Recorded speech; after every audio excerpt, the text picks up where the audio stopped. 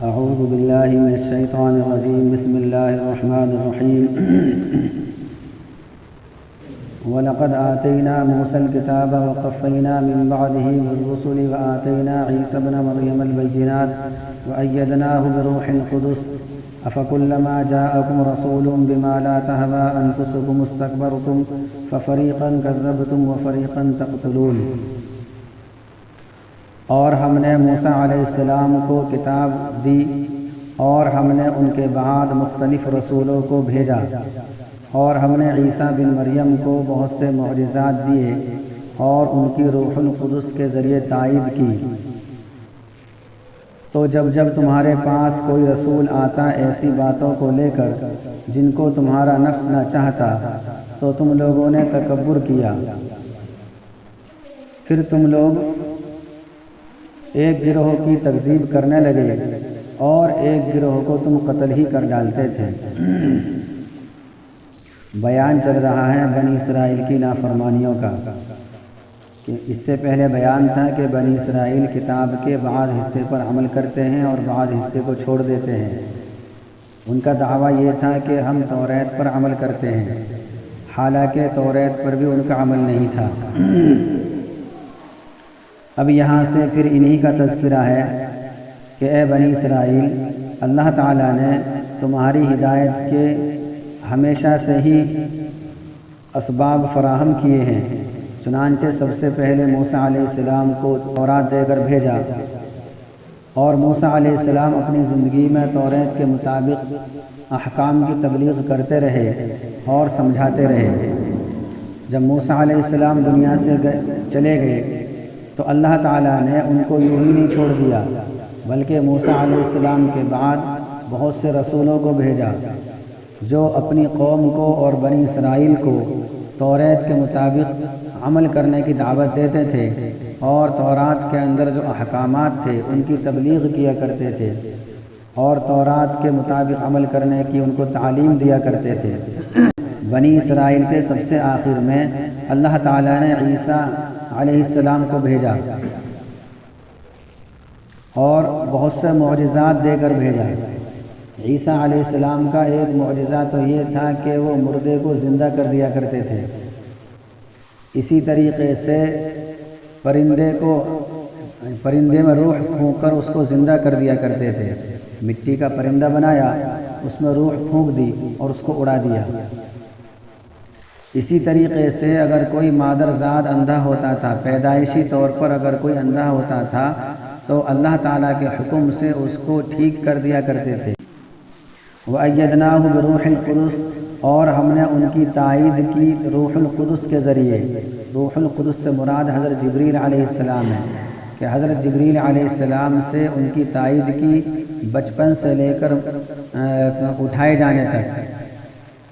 اور جبریل علیہ السلام حضرت عیسیٰ علیہ السلام کے ساتھ ساتھ رہا کرتے تھے تاکہ کوئی آپ کو تکلیف نہ پہنچائے.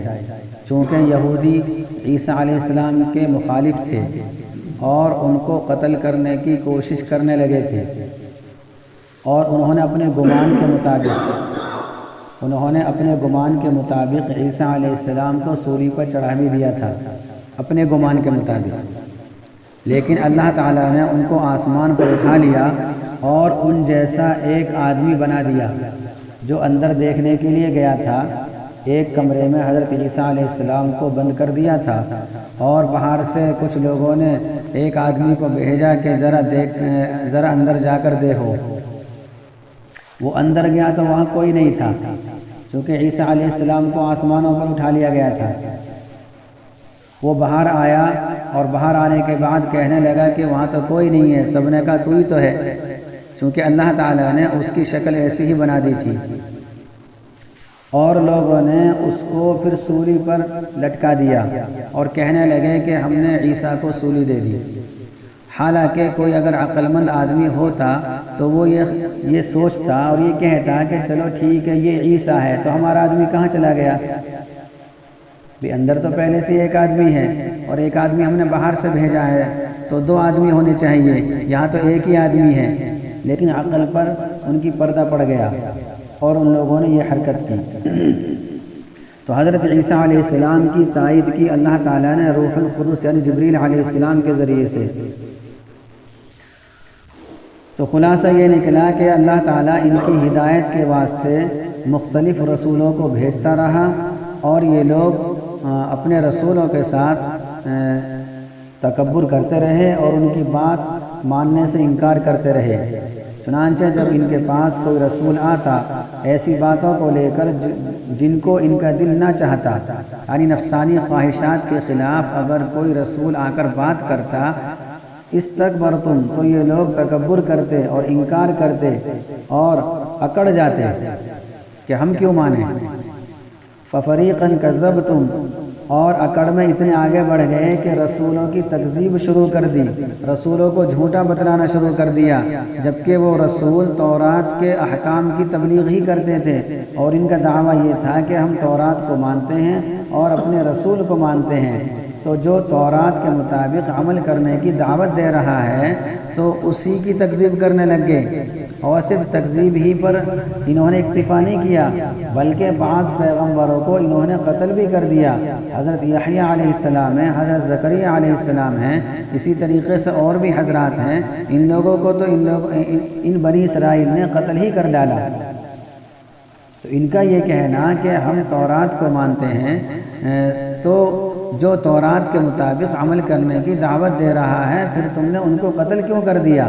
اس کا مطلب یہ ہوا کہ تمہارا دعویٰ کہ ہم تورات کو مانتے ہیں یہ غلط ہے۔ اللہ تعالی ہم سب کو ان تمام باتوں پر عمل کرنے کی توفیق نصیب فرمائے، اور یہودیوں کے اندر جتنی برائیاں تھیں اور جن برائیوں کو اللہ تعالی نے اور رسول کریم صلی اللہ علیہ وسلم نے بیان کیا ہے، اللہ تعالی ہم سب کو ان تمام برائیوں سے محفوظ فرمائے، اور قرآن کریم اور نبی کریم صلی اللہ علیہ وسلم کی مکمل اتباع کی توفیق نصیب فرمائے۔ آمین۔ وآخر دعوانا ان الحمد للہ رب العالمین۔